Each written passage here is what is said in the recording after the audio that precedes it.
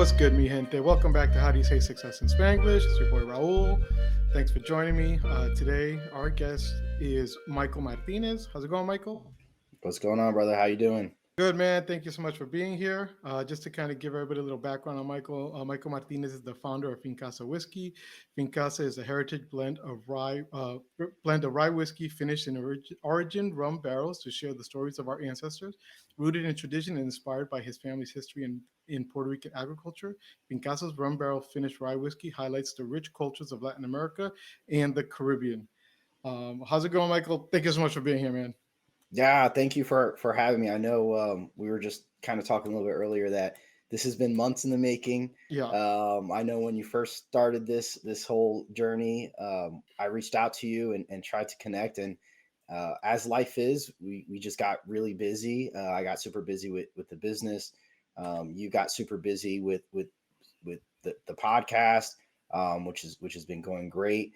So I'm glad we're finally able to do this, and we're here knocking it out. Yeah, exactly, man. It's been. I think you're one of the first people to hit me up the moment I posted up like my first few episodes, and I was like, "Oh, this is gonna be awesome." And then we just never got there. So I mean, Yeah, that's life, right? It's always yeah. like that. So, but I do appreciate it, man. So I hmm guess to start off, let's let the world know you. Who is Michael Martinez?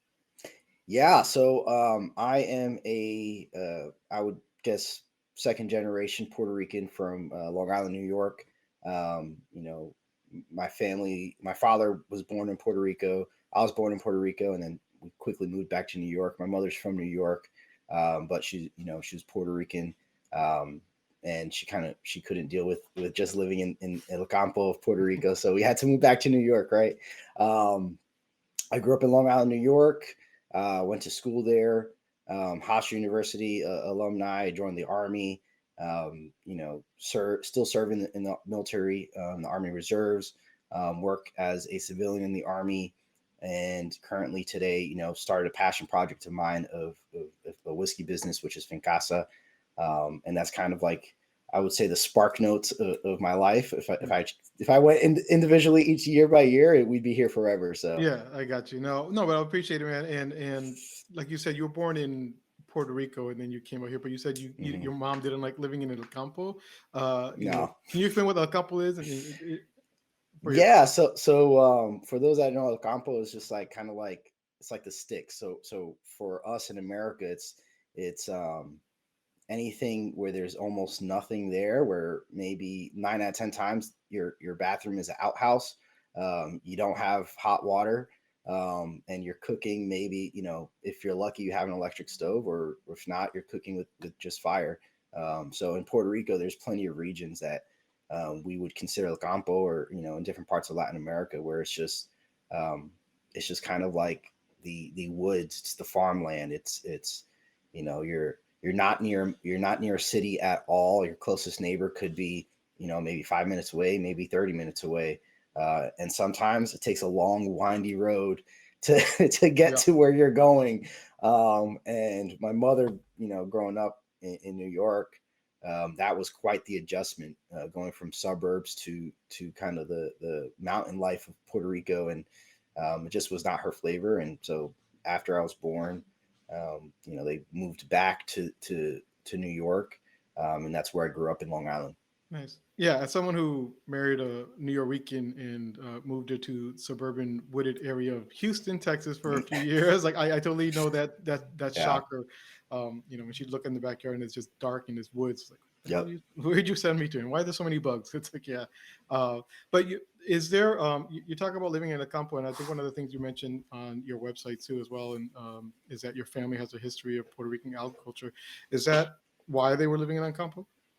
Yeah, it's kind of now the land, or where the area, where the farm was, it's just a whole bunch of houses where it's just different family members. It's kind of like one of those evolutionary things where it's like, okay, after a while you go from farmland to sectioning off pieces of the land to give to family members so they could build houses. And the family farms were mainly in the mountain areas of Guayama and Patillas in Puerto Rico. So that's like the southeast portion of Puerto Rico, just on the other side of the mountain from San Juan. And they had those farms from the early 1900s. I could date it back as late or as early as like the late 1800s. Before that, it's just census stuff wasn't really popular, Hmm. but we were able to identify exactly what the farms were, what they had, what they were producing, how many acres was it. So it's really cool to know that our our family's history was rooted in that agriculture and supporting Puerto Rico, and slowly has evolved to where we're able to live on the land that kind of gave back to us, right? So, Hmm. Nice. And how long did you live in Puerto Rico for? oh man, I must have been a baby, Okay. barely, yeah, barely a year. A true New Yorican here. Two New Rican, yeah, for real, right? Yeah, Because but go ahead. I go back frequently. I go back more often now, especially with the business, because it's Hmm. just nice to visit, and it's a beautiful place to be, especially outside the San Juan area. It's really cool to check out the mountain areas and find a jibaro or you know go out in the campo and just see what life is like out there. Hmm. Yeah, um, I think for a lot of Latinos, it's a big part of our lives when we go back to our home country sometimes, or we go Hmm. visit family. Like I had my uncles too, who owned a chacra, a little farm in, you know, acres of mango trees and all these other farming and stuff like that. And we'd spend the day, and it's just like an outhouse with a hole, and they're cooking everything with wood Hmm. fire, and you're just spending the day. No electricity, no internet, no nothing, and it's just a whole different world. So, I think it impacts a lot of us. And so, obviously, maybe not much of a big impact from you moving to New York from that point, because Hmm. when you, but what was life in New York for you guys? Yeah, we just kind of grew up really in the suburbs, which, if you're familiar with Long Island, it's probably um, by train, maybe about anywhere between 30 minutes, as far out east, up to an hour and a half east of the city.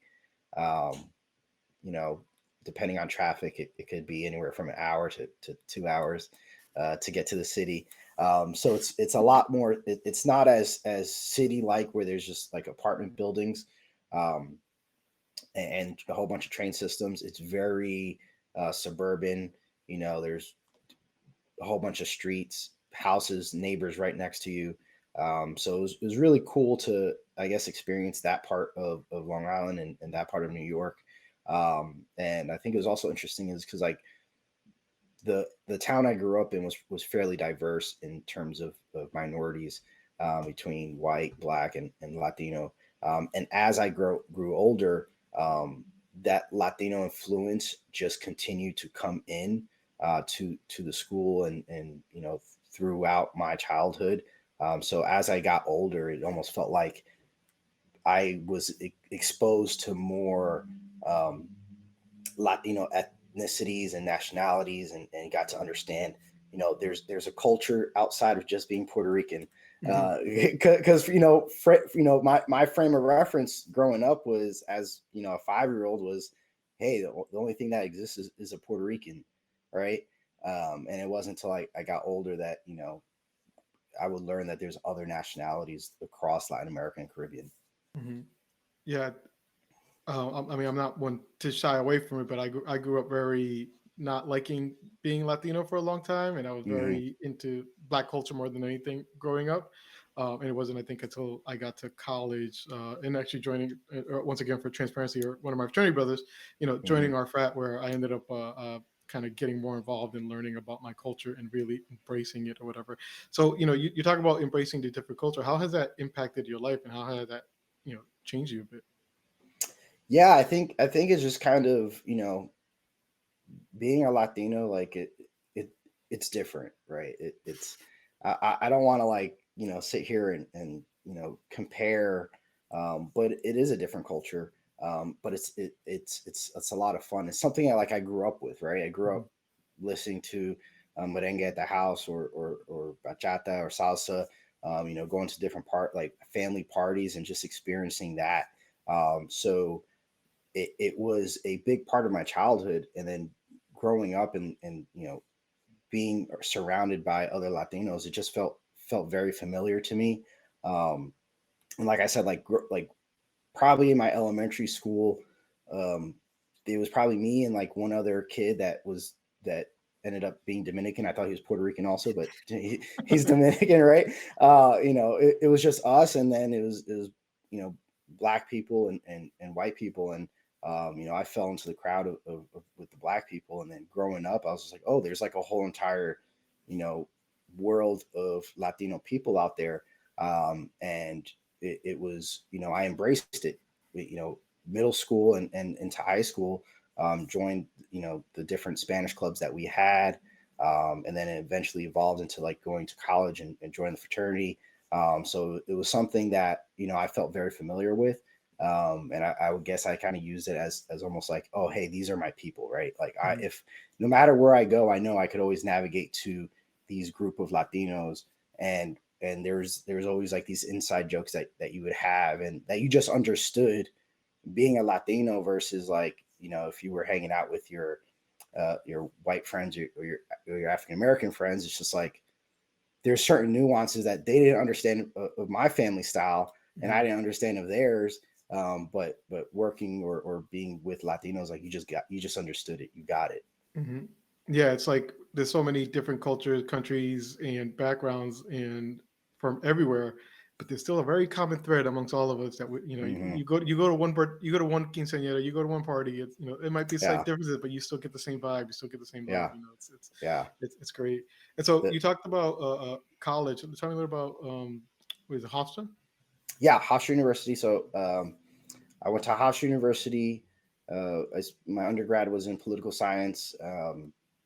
I was pursuing minors in history and economics, and I think I was like a credit short, and I was just like, yeah, I'm not going to worry about that. So I never, I never graduated with a minor, but I got my degree. That's all that matters. Mhm. And while I was in at House University, I pledged Zeta chapter, filed off a fraternity, and it was a really cool experience, and I really enjoyed being a part of a brotherhood of men that um, we had goals for ourselves, right? It wasn't just like we're here to party, here to be in a frat and get the most out of college. It was we all had our common goals, and we all had different goals, and it was almost like we would push each other to make sure that we've made our goals, and we held each other accountable.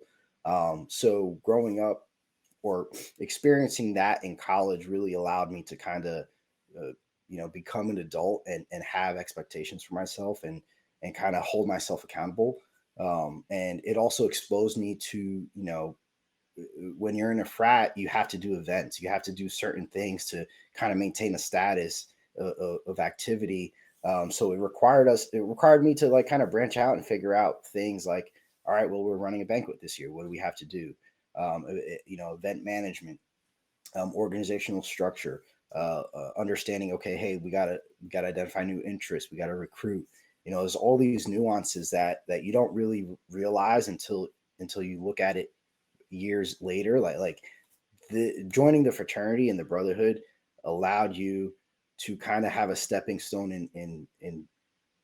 in business culture and setting expectations for yourself. So I think it really prepared me for life after college, but then also allowed me to have this network Mhm. of those Latino men that I still talk to today, and we talk all the time about like, hey, what are our goals for this year? What are our expectations? And if one of us is not meeting that kind of standard or expectations that we have of ourselves, like we hold each other accountable. Like, hey, dude, like last year was not your year. Let's figure it That's out. good. Yep. Like, Yep. what do we have to do to kind of get you going again? Like, what's going on? Is everything okay? And it's a support system, right? Hmm. It's a wonderful support system. I still, we invite each other to our kids' birthday parties, baby showers, weddings. We have all these events. We do retreats every few years that we have the opportunity to. So it's been a great opportunity to experience that within the brotherhood. But outside of just the brotherhood, and for college, um, I was in ROTC. I had joined the army after college, um, and primarily in the Army Reserves. Uh, Haas University is kind of like just a school in Long Island, nothing crazy. Mhm. So yeah, that's kind of my college life, I guess. Well, I mean, you bring up a good point, and it's very interesting. I mean, not that this is a recruitment video, but just Yeah. being part involved with like-minded individuals, and it's kind of why I wanted to create this podcast too, where it's like I want to get our voices and have people realize that there are other people with like-minded stuff that go through stuff and get success, and push and motivate and hopefully encourage each other. Your story, my story, anybody's story can help encourage us to move forward. And I think it's really important for us because you do go into college feeling like a small brown face in a white wave, and you're alone. You don't feel like other Hmm. people can relate. And when you do meet that group of people, whether it's through a fraternity, or a sorority, or a student group, or something like that, that puts you around with other people like yourself that are motivated, that are looking to do stuff, and then graduate, and they continue to stay motivated and continue to help each other out. It Yeah. just, it's what's it called? All ship rise with the tide kind of deal, Yeah. Yep. Yep. You know? All ships rise with the tide, and I've heard that phrase plenty of times in different aspects of my life, but it really is like, I view my college experience as being very fortunate. I understand, and recognize that my experience is probably not the same as everyone else's. And I think I'm very fortunate to have been able to be surrounded by professional organization, where we have goals and we have expectations of ourselves. And I think the bonus is that, we're predominantly Latino, and we see each other in our own faces, right? So it's really cool to be able to experience that. Um, and as part of, as just like this podcast, like how do you say success in Spanglish? It's that's part of it, right? Mhm. Surrounding yourselves with a group of Latino, Latina, men and women, that where we all have a goal of being successful. Mhm. Yep, exactly. And so you talk about joining the army. Did you know you were going to join the army while you were in college, or was it kind of like maybe? Yeah, so this is a funny story. Well, I think it's comical to me, but so I had joined the army after um, my sophomore year of college because I couldn't pay for school. Um, it got to the point of where my loans were getting denied, and I did not have an opportunity. Like I didn't have it elsewhere to go. My first 2 years, I took out whatever loans they were going to give me between federal loans and private loans, which those private loans sucked. Yeah, Uh, they still suck, by the way. yeah, 20 years later, they still yeah, suck. yeah. So I was kind of like at a crossroads of like, well, what am I going to do? Because um, completing college was important, right? It was a thing that I had to. That was kind of like an expectation of me, and I was like, all right, well, I got to finish it. I'm already 2 years in deep. I'm already in this much debt. Like, if I don't seek to finish this, I've almost like did this for nothing. Mhm. So I've always saw those commercials like, "Hey, join the army, we'll pay for school." And I was that guy. I was like, "Well, you know what? I'm gonna do it. Let's Mhm. go ahead." I had zero issues with the military or joining the military. I never considered it. And I was like, yeah, maybe this would be a cool opportunity for me to have my school get paid for while also maybe have opportunities to travel. That'll be really cool to like just kind of travel and see the world. So I had enlisted first into the army, and to for those that are unfamiliar with how the army works, it's almost like there's a separation between enlisted soldiers and then officers. And pretty much the way I explain it, enlisted soldiers are like the workers, right? They are out there. They're the worker bees. They're doing everything to make sure everything runs. The officers, they're like the supervisors and managers and planners, right? They're creating plans and supervising the worker bees. So um, you know, both sides have their purpose. Most people that join the military are enlisted. You don't need a college degree to enlist, but there is a secondary route where you can go to school, earn your degree, and then become an officer. Or you can, if you already have your degree, you go into the military as an officer. There, that route exists. But again, in my ignorance of how the military worked and how I could get the school paid for, I just immediately walked into a recruiter's office and I said, "Hey, I got to pay for school. What do I have to do?" And he's like, "All right, we'll take this test and sign here." And that's essentially like what I did, right? I just signed I was like, "All right, cool, like let's do it." Um, so I had enlisted, and then when I was in boot camp, I was talking to one of my drill sergeants, and he kind of just pulled me over to the side. He's like, "Hey, listen, man, I know you're going to college and you ended up here." He's like, "Why the hell are you here? Why didn't you do like ROTC or something?" And I was like, "What's ROTC?"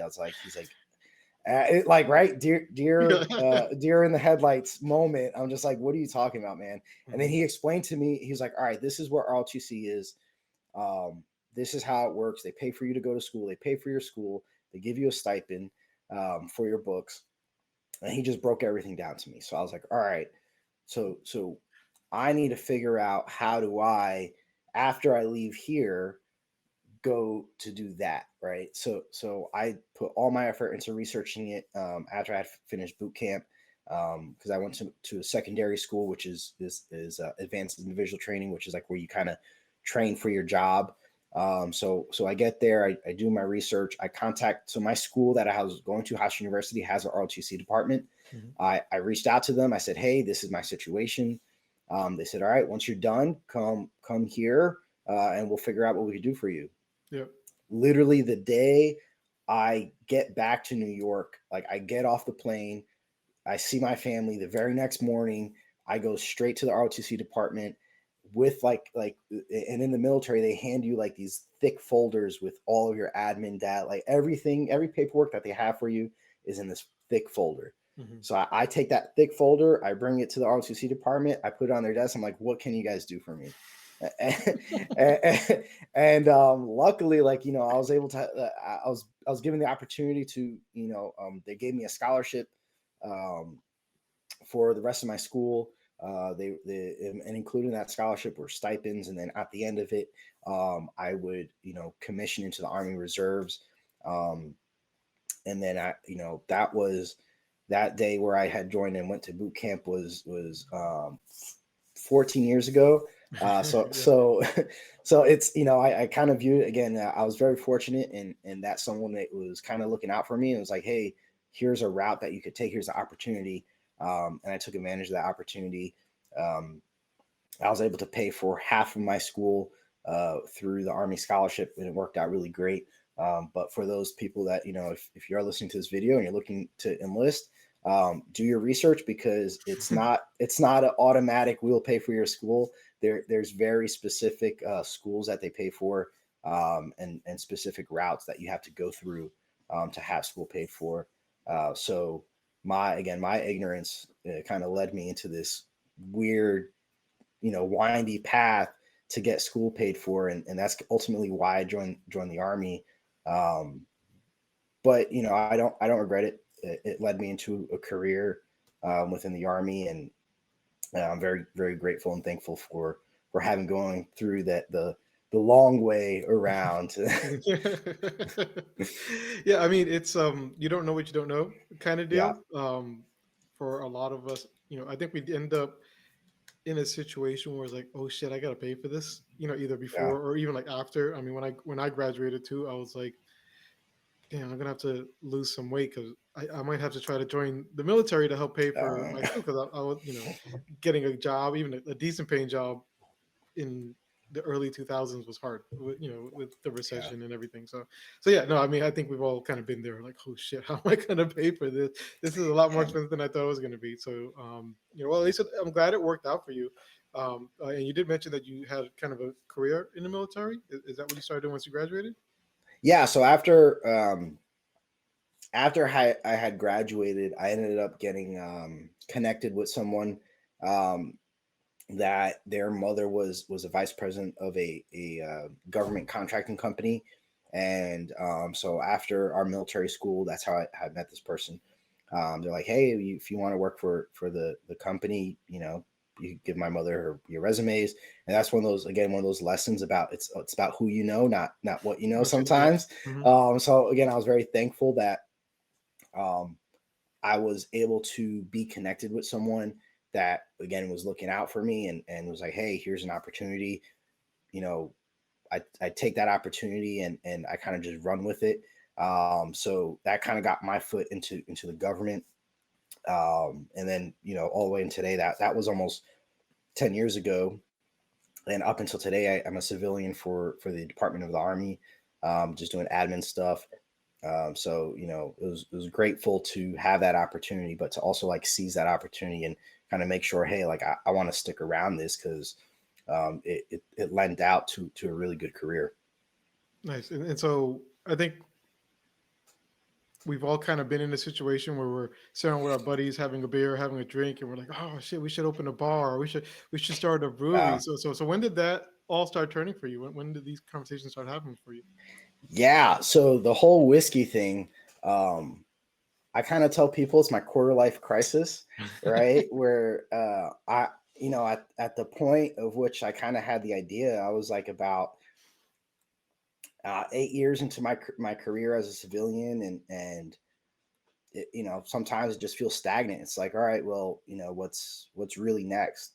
I'm gonna come into the office every single day and do what I have to do. Come home, not complaining that it's a bad lifestyle, but sometimes I think the expectation or expectations I have for myself is like, all right, well, I have to go do something and do it to the fullest, and where is my reward at the end of it, right? What is, you know how do I find personal joy or personal ambition in what I'm doing? And not saying that my job supporting the army does not give me personal joy, but sometimes there's no ambition in it. It's an office job. And the moment that I really had the idea of like a whiskey is when I heard one of my coworkers kind of like, oh, hey, I'm gonna go retire in Puerto Rico. And he's just like some random dude. His wife is Puerto Rican, but he's not Puerto Rican. And then just for me, I was just like, what do you mean you have zero ties to Puerto Rico, Mhm. right? Like you're just gonna go there? Like that makes no, like, to me at that time it made no sense. I was like, you're crazy. And then that's when it kind of like clicked in my head, like, well, what am I doing Mhm. to to to get back to Puerto Rico, or to give back to Puerto Rico and our culture? I'm just sitting here in this mundane job, and it's like, well, what are you doing? Looking at myself in the mirror, like, what are you doing? So then I started thinking like, well, what could I do? And then that's where I just start having like these random ideas, crazy ideas. And at that time, I had just built a bar in my basement. So like literally, I'm just like staring at the wall. I'm like, well, what if you just do whiskey, Mhm. right? Like, is that even a like? Is that even a thing? Does Puerto Rican whiskey exist? Does a Puerto Rican whiskey brand even exist? Right? I started asking myself these questions, and I'm just like, all right, well, if it doesn't exist, how do I make it happen? So then I just kind of spiraled into this like thought of or question to myself of like, all right, well, how does Puerto Rican whiskey, or why doesn't it exist, right? Because we know about rum, Mhm. plenty of Puerto Rican rums. So it was just like, all right, well, why isn't there a whiskey company? All right. And just learning that, it's probably 5 times as much to make whiskey in Puerto Rico than it is rum. And by the way, rum gets certain tax incentives because it's an agricultural product of Puerto Rico. Mhm. So like there's a disadvantage already, and you know, um, drinking or making whiskey in Puerto Rico uh, at a business perspective does not really make sense. And then again, with the question of whiskey, I was just like, all right. And I kept focusing on whiskey because I'm like we as Latinos, we're whiskey drinkers, Yeah. right? Mhm. We drink our Johnny Walker, we drink our Buchanan's, right? We drink Dewars, like, right? It's everywhere. But again, I kept coming, some of these questions I kept coming back on is like, well, what are we doing for ourselves? Like, why isn't there a whiskey company that represents us and represents our culture, our heritage. There's these whiskey brands that are selling to our people, advertising to Latin America and the Caribbean, but they're not really telling our stories. They're not reflective of our lifestyle, other than that that we drink whiskey and they provide it to us, right? So then I kind of was like, all right, well, if I'm gonna do this whiskey thing, I have to really understand and learn about whiskey. So that I went on this whole entire rabbit hole for like an entire year. And thankfully, that year that I went to this rabbit hole of learning about whiskey was the pandemic. So, Mhm. so It's a good time to start so learning. so I literally was just buying like different types of whiskey bottles and just learning everything about the process from the very beginning of selecting your grain that you can use for whiskey, all the way up to distilling, to the barrel aging, to maturation, barrel finishing, like every aspect that you could possibly learn. I just put myself to learn about it, and to really understand it. And at the same time, going back to that question of like, well, what are you doing about, for Puerto Rico? It's like, all right, well, how can I tie this to our culture? How can I tie this to our heritage and family history? And that's why I kept just kind of, playing with ideas of like, all right, well, what could it be? What is my end state? What is my goal for this whiskey brand? Not just to have representation, but to tell the stories of our culture and our heritage, through the bottle. Have it be representative of someone where you could pick up the bottle and say, hey, yeah, I could see myself in this bottle, or I could see myself in the pictures or the cocktails that we make, right? There's some sort of representation there. So, had the question, started drilling down, learning about everything, and then just kind of took that deep dive into it and just, said, all right, well, we're going to throw the dart at the wall, and hopefully it sticks. And, I'm very thankful that, we starting bottling in October, our first batch, and our first batch netted us around 800 bottles. We have less than 300 bottles left available. So it's been a very great, first few months. And now we're starting to look at bottling our next few batches. And it's just kind of this whole repetitive process of buying more whiskey, putting them in rum barrels, and then waiting for them to finish for about 6 months to a year, and then bottling, and then kind of repeating that process over and over again. Mhm.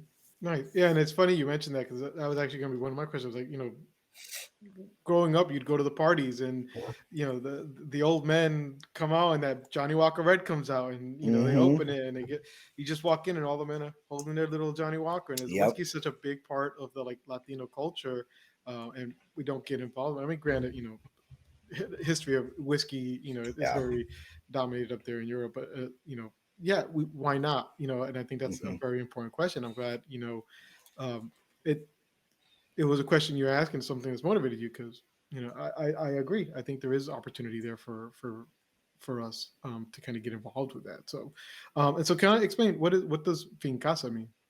Yeah. So Fincasa, we just took two words, smashed it together. Finca meaning farm, and casa meaning house, right? Hmm. It's our farmhouse, or where a home is. Home is where the heart is, but it's also like where our farmland is, and agriculture. And the name Fincasa really came about um, when I started this whole process of understanding about whiskey and what I want to give back. It was also like a moment of self reflection of like who am I, right? Like I know I'm Puerto Rican, but like I know my parents, I know my grandparents, but like what else, right? And I feel like us as Latinos, we do a really bad job of passing on the stories of our prior generations, right? Like sometimes like our family members just don't even want to talk about it, right? Hmm. It's just like, oh, like I came here for my country. I worked so hard for you, and this is where we are today. Like be thankful, right? Hmm. And it's just like, and like, but we don't talk about like what happened in between, Hmm. right? So I kind of wanted to do that for myself. It's like, all right, well, let me understand my culture, or my heritage a little better. I did the whole DNA ancestry thing.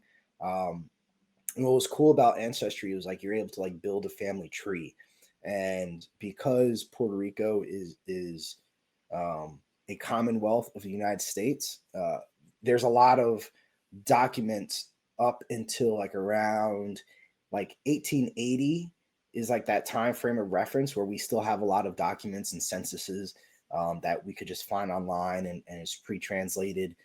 So I was able to like really build out my family tree on certain aspects, like going all the way back to Spain, and then other aspects, just kind of just seeing this mixture of just like of indigenous people and Spanish people, and just like kind of like just the Jibaros in Puerto Rico, just like starting these families and having these farmlands.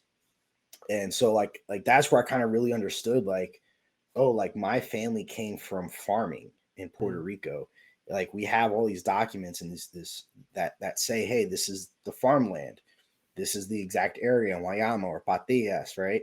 And this is exactly what they had. They had corn, they had sugarcane, coffee, they had cows, they had mango trees, like all of these different aspects of like when you go back to like when I go back to Puerto Rico or when you go back to your country, you know, you experience that. You experience the fresh coffee, you experience, fresh mangoes, you experience all these things. So for me, it was like that's when I started really feeling connected and saying, oh, okay, this is what my family's about. This is what that heritage and history is about. So in creating a whiskey brand, I wanted to make sure that not only did it represent me, but it represented all other Latinos um, in the Caribbean, Latin America, and I felt like agriculture and farming is a cornerstone of what we do, and whether it's back in your home country where your family owns farms, or you're coming over into America to work on farms, right? We This is kind of like a cornerstone pillar of our identity, and taking those fresh ingredients from the farm and putting it and cooking it with in our foods. So I wanted to make sure that story and that branding is what represented our company of Fincasa, again, Finca and house. And so that's kind of where Fincasa came from. And a lot of the design elements on the bottle itself is that story of my family having farms in Puerto Rico. The back part of the label is a replica of the agricultural census that we were able to find, and we're able to put all information about the whiskeys on there, and we're also able to kind of pay homage to my great grandfather's farm and put his farm number that he had on the census. So that number's back on the back label. Then on the front side of the label, we have like just like this picture of a drawing of mountains and like a farmland and a house. Because for me, like I know most people when they talk about Puerto Rico, they think about the beaches and like all the fun, but like there's this whole amazing culture in the mountains of Puerto Rico that if whenever you go, I always emphasize to people that talking about visiting Puerto Rico, I'm like, oh, you have to go to Guavate to get lechon. You have to go to Hmm. Casa Vieja in the mountains and just look over through the window and just see the valley of the mountain range. Like there's such a rich culture that exists in the mountains, and that's part of the story I want to tell and emphasize is like hey, there's still people today in Puerto Rico farming and giving coffee, making coffee companies. There that still exists, and I want to emphasize that on the bottle. And then we also have elements of like cigars and tobacco. So on the front label, we have a replica of like a cigar box label Hmm. that's on the front, and then on the top of the cork, there's a cigar ring, right? And my grandmother, when she was a little girl, she grew up on her father's cigar, or I guess tobacco farm. So it would be my great grandfather's farm, and she used to sew the tobacco leaves into the warehouse when she was a little girl to dry, so the tobacco leaves would dry. And then her father would either roll cigars or sell the tobacco leaves to other farmers. And my great grandfather, he smoked a cigar every day of his life until he was 92 years old. And Wow. I remember, and if you talk to Puerto Ricans, like they have the same sentiment of this type of like this Mhm. story is that like I remember being a little boy and walking into his house and then all you smell is cigar smoke. Mhm. You just smell it. And when I went to Puerto Rico last October, um, I just went around with the bottle and just was talking to people, and you could see in their faces like that they felt connected to the bottle. And when I talk to Latinos, it's like they feel that sentiment, and they're like, yeah, I remember my family that had a farm in my country, and or oh yeah, I remember when my grandfather he used to smoke cigars, and I remember that smell, and it's just that nostalgia feeling Mhm. of like of old school. There's we're just hanging out having a drink, um and that's why it's Fincasa, and it's representing our culture and heritage, and that's why we always emphasize culture, heritage, and family, right? it, Mhm. it represents that for Latin America and the Caribbean. And it's funny because my wife's also Puerto Rican, and when she talks about, she's from Juncos, and Okay. so when she talks about Puerto Rico, she doesn't talk about the beach. She talks about the mountains and Hmm. the farmland, the agriculture, and she gets pissed off at how much it's changed. And she's like, "It used Yeah. to be all farm, and now they have all these buildings and all these stores." Yeah. And she's like, she misses it. So yeah, no, I think agriculture has a big part in, especially in Puerto Rico. And I've been to, we went to Puerto Rico in November too. So my first time going there, we went to the mountains. We ate in the mountains. We went to the rainforest. It's such a Yeah. beautiful place, man. So I'm glad you're putting that love in your business. So, but obviously, starting a whiskey company isn't easy. Starting any company isn't easy. So, what Yeah. were some of the challenges in starting a whiskey company? Yeah. I think so there's a few, I would say, chapters of challenges, right? Mhm. Um, so one chapter of challenges that I experienced was just getting my foot into the door, right? It's where do you even start, right? A lot of whiskey brands or whiskey companies are developed through prior people that have like prior family members. Like Yeah, it's a thing heritage. that's yeah, it's a thing that's passed down. It's like, oh, okay, I learned how to distill from my grandfather and my father, and we used to do moonshine, and that's why I'm making a whiskey today, right? It's usually passed down, or you just pay someone a lot of money to consult for you.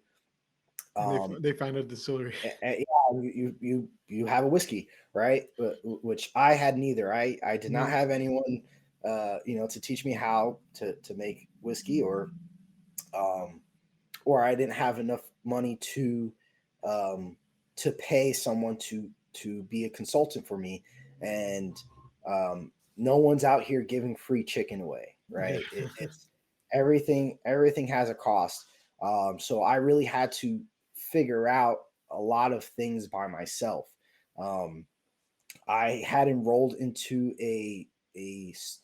distilled spirits business certificate through the University of Louisville, and a lot of that kind of taught me some of the business aspects of what I would have to deal with, um, in terms of the legal side of whiskey, because it's a whole different world. It's so, not so just like so you there's can't. classes you could take to learn how to get Yeah, into that's awesome.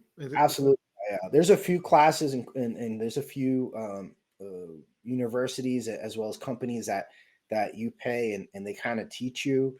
Um, so I self enrolled in some of those opportunities in those classes, just to learn. And there's one thing about starting a business, right? Like you could start a business. There's certain rules.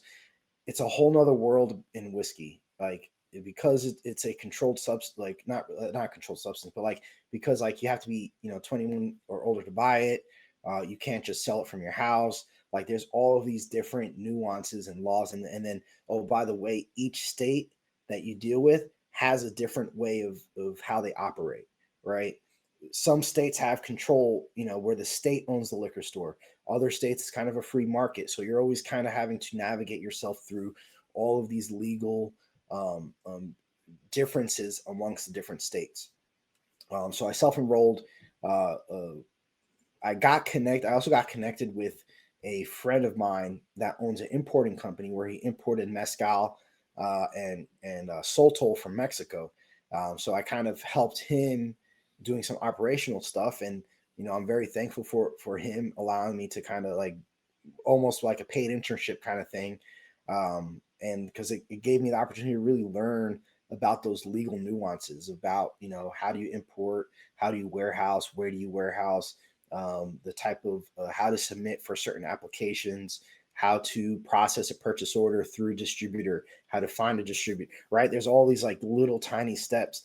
Most people just walk into the liquor store and pick up a bottle, but you don't really understand how much work or paperwork requires for you to just walk into that one store just to pick up the bottle. Mm-hmm. You had to apply for licenses. You had to, your each label has to go through a review process where the government has to approve your label before you could sell it.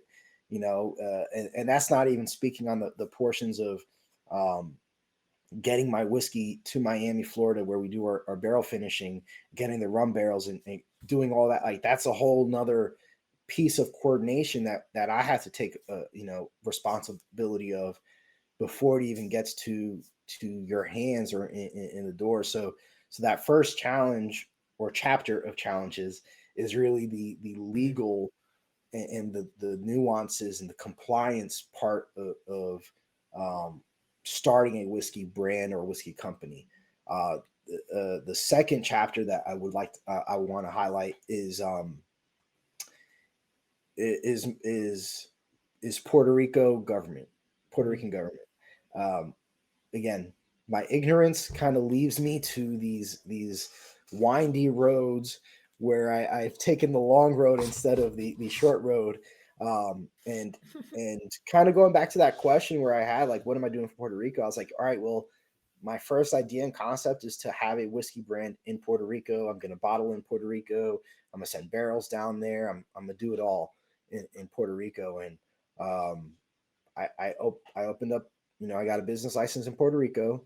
I got my business bank account in Puerto Rico, and then I started the process. And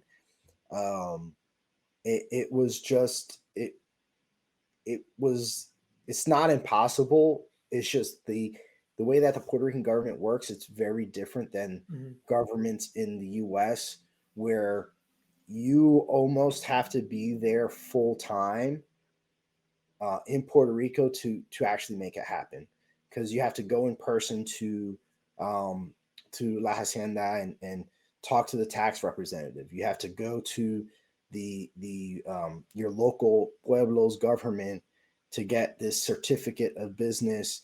They have to do an inspection of the location of the business, which was my late grandmother's house. Right? It's just like I'm just putting an address onto the application. They're like, okay, well, when can we visit the site? And do you have parking spaces? I'm like, parking spaces? What do you mean I need to have parking space? Right? So it's all these like layers of bureaucracy that I was just unfamiliar with, and it was time consuming. I didn't have, I don't have the luxury of just going to Puerto Rico and staying there for a few months to figure it out.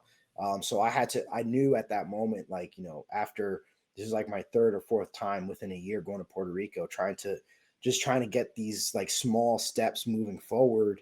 I take one step forward and then it felt like I was taking three steps back. And a lot of it is just, that's just how they do business there. Mm-hmm. Right. It's a different, so my expectations were completely different. And I had to really make that decision of like, well, at this moment, I cannot open a barrel house or a distillery in Puerto Rico. That's going to have to wait. But I need to make the moves now to make sure that I could still launch a whiskey brand. Mm-hmm. So then I had pivoted to finding what we call a co-packer in the US. And a co-packer is someone that kind of handles everything for you, where you send them the barrels, they'll do the aging. It's usually like you're partnering with a distillery. So they'll take care of everything. You put your label on it, and then once it leaves the distillery, you're responsible for making sure the sales happen, making sure it goes to a warehouse that has the proper licensing to house the alcohol. So you're responsible for that. So I was fortunate enough that a distillery in Miami, Florida, Big Cypress Distillery, which is also a Latino-owned distillery. They make rum. They do some barrel blends for whiskey. They have an amazing gin. He was very willing to help me make my goal of like, all right, having this. He heard my story and was like, hey, you have a really unique product idea. Like, I'm willing to help you out. Like, let's figure out like, what we have to do. Just tell me when you want to send barrels here and what rum barrels you want to take care of. And, and the transaction is that I pay him for housing. I pay him for bottling. So each bottle, there's a cost for him to bottle per bottle. Any labor that he's taking care of, he's taking care of it, and I'm paying him for it. And it really helped me out because now I didn't have to, go out and find my own warehouse or get my own equipment or do all these other licensing things, where it would have been more difficult for me because I didn't have that capital to do that. So I was very fortunate of Big Cypress Distillery for helping me out with that. And that's where we bottle and we do our barrel aging for the rum barrel finish. Nice. Yeah, I think it was December, and I met someone who gets their their beer uh, Mm-hmm. canned in a similar fashion, where they came up with the recipe or they came up with the thing, and then they reached out to an actual brewery that brews it and cans it for them, and Yeah. like that. So I was like, that's pretty awesome, and I think it gives an opportunity for the small guy to get their foot in the door Mm-hmm. before that barrier to entry can be really difficult, especially with the amount of whiskeys and liquors that are out there. So yeah, I'm glad that's something that you were able to find. It's so unfortunate you had to find it the hard way as, as Yeah. No, usual. I like to take these long, windy roads to just to get from one point to another. No, yeah, yeah. So is that a Puerto Rican thing? I don't know. It's I think it is. yeah. No, but that's awesome, man. Well, what's it called? One of the other questions I had too, because you were talking about um, it was very interesting to me because it was kind of one of the reasons I started this podcast was I got into this book, Shoe Dog, and it's about the guy who started Nike, Hmm. and one of the big parts that really it's supposed to be it's really influential. It's a really good underdog story about a company, but the early stages of it is a guy and when he finally decides he's ready to do something and he decides to do a shoe company, it's his father who was had connections with someone who had connections in Japan, who had connections with a Hmm. shoe factory that was able to get him that starting conversation. So imagine uh, uh, um, tomorrow you want to start a shoe company and you already have someone who knows someone that gets you in Yeah. that door. And I'm like, that's not us. That's not me. My dad's a truck Yeah. driver. We're undocumented immigrants. You know what I mean? Like, I can't go to my dad and say, I want to start this company. And he's like, yeah, I got a connection Yeah. in Europe to do that. So sometimes we have to do it the hard way. We have to be the Hmm. trailblazers. And so, presenting your story hopefully can help someone else know, take some time and research Puerto Rico before you start deciding to Yeah. to start a company out Hmm. there or something like that. So, and so is there for coming up with your recipes and coming with things? Is it you having to do a lot of experimenting on which barrels to use, what type of whiskey, or how it gets Yeah. distilled? So, Yeah. So um, when thinking about this idea or concept, I understood there were certain limitations that I would never be able to overcome. One being distilling fresh, what we call new make, right, unaged whiskey, barreling it and waiting 4 or 5 years before I could actually use it in a product, right? mhm. That's that. One, I don't have the time and resources to do that, and two, um, that's an investment of you spending a lot of money that you're not going to see a return on for another 5 or 6 years. And by the way, you can't just do it that 1 year because you have to have continuous product. You have to do it every year after that, and you have to always be able to like you're forward projecting your future potential business sales off of nothing, right? Mhm. There's nothing to say, okay, hey, well, this year I'm going to lay down 100 barrels. Next year I'm going to do 200 because I know my whiskey will be great and I'm going to sell that much volume. And the next year, there's a real risk with whiskey that once you hit that mark, it tastes like shit, right? And it's a realization where like you have to be willing to take that risk. So I think a lot of people in the whiskey industry, there's there's certain risks that some people aren't willing to take, like myself. I'm just like not going to sit here and pretend that like I'm going to be able to on my first time around make the world's greatest whiskey and do all this cool stuff. So knowing that limitation, um, I want to take a specific route in how I was going to enter the market. And the route I wanted to take was buying what we call sourced whiskey. So there's a few companies out there that they produce hundreds, if not hundreds of thousands of gallons of whiskey, and they age it per year. And there's a whole business model behind doing this. And then once it's aged, you sell it to people like myself that want to buy it. So there's plenty of whiskey brands out there on the shelves that like myself, where we do not own a distillery. I personally have zero plans to ever own a distillery. I want to take high quality a whiskey product and then put my own spin on it, which is doing the rum barrel finish. So I purchase, the quality rye whiskey. So when we're talking about whiskey, there's a whole bunch of different categories that exist, right? There's single malt, there's bourbon, there's rye whiskey, and those categories are the type of grain or the predominant grain that is used to make that whiskey. So a lot of single malts you use malted barley. Um, Bourbon is predominantly corn, and then rye whiskey is predominantly using the rye grain. So what rye does, it lends a has more green and earthy notes, but it also has this unique spice. So if you ever have like rye bread, like there's this kind of like there's like subtle hints of spice inside of that rye bread that you have. And it's the same with the rye whiskey. So the rye whiskey has this unique spice to it. And but it just doesn't stop there. It's like, all right, well, how do I take this rye whiskey and put my own spin on it while also um, paying homage to my culture in Puerto Rico and the heritage, right? Always going back to that cornerstone. Um, we have a rich rum history in Puerto Rico.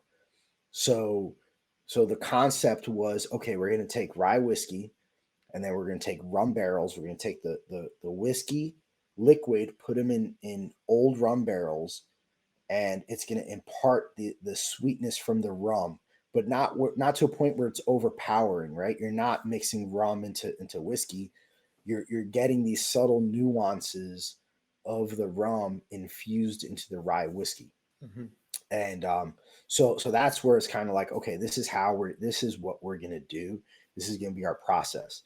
So we take that, we buy high quality rye whiskey, we send it down to Miami, Florida. We work with different barrel brokers to give us the different rum barrels that are available on the market, and we're being very selective on which barrels we're purchasing, and then we're sending them down to Miami so the rye whiskey could finish. And there's a few things I want to highlight about this. One, we do this in Miami because the climate in Miami is the closest to the Caribbean that you can get to, where it's high heat, high humidity, um, and that has an effect on the barrel and the whiskey that's aging in the rum barrels. And we wanted to make sure we had that effect of high heat, high humidity when we're doing our aging process. Um, when we select our rum barrels, so we are considered a small batch whiskey. We only bottle 4 barrels at a time. And with those 4 barrels, I know earlier we had talked about Origin Rum Barrels. Mhm. So Origin Rum Barrels is kind of like a term that our company or my company has coined as being us using rum barrels from one specific country. So each batch is going to highlight a rum from only one country. The first batch we highlighted Barbados rum barrels. Later this year, we're gonna have a Puerto Rican rum barrel batch, another Barbados rum barrel batch, and then a local Miami rum barrel batch. Nice.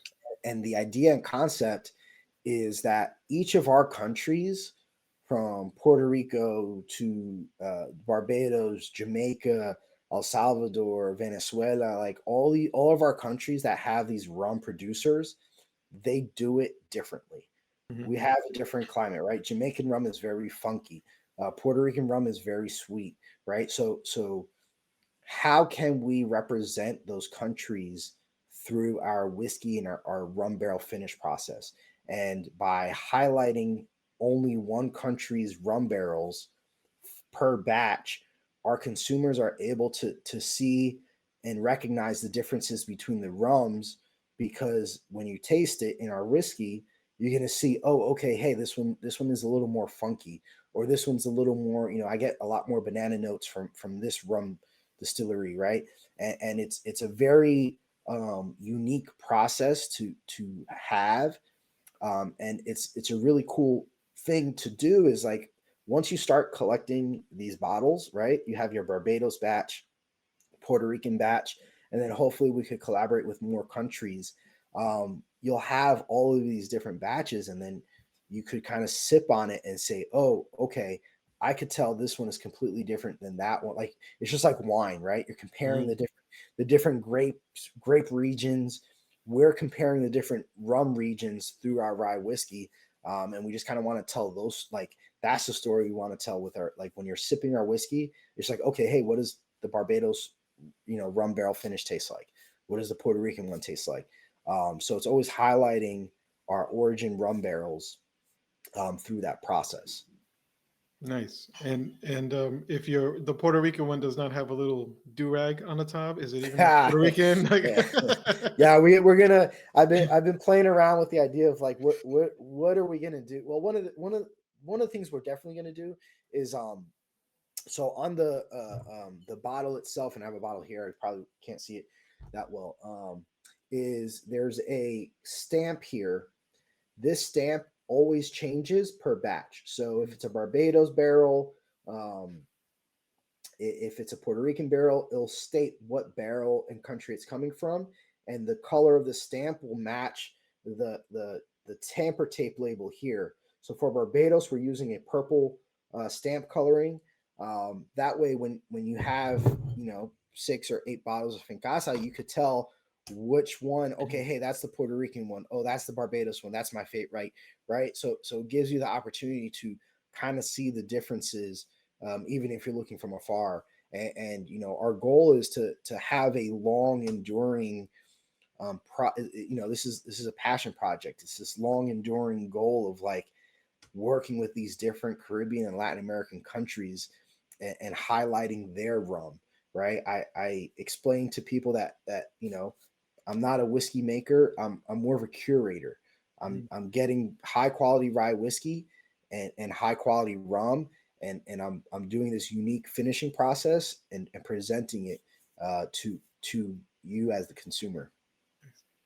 that's awesome, man. And for people who are listening on the podcast, you're gonna have to go onto YouTube to see what he was talking Yeah, about. or check out our Instagram or Facebook, whatever.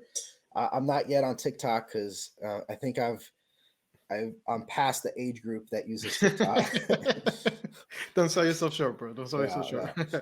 Well, I mean, that's awesome, man. And so, one of the things I do like to ask, when we get to near the end of our interviews is, if you could go back and give yourself some piece of advice to the younger version of yourself, what's something you'd tell yourself? Yeah, I think the one piece of advice I would give myself is success looks different for each person.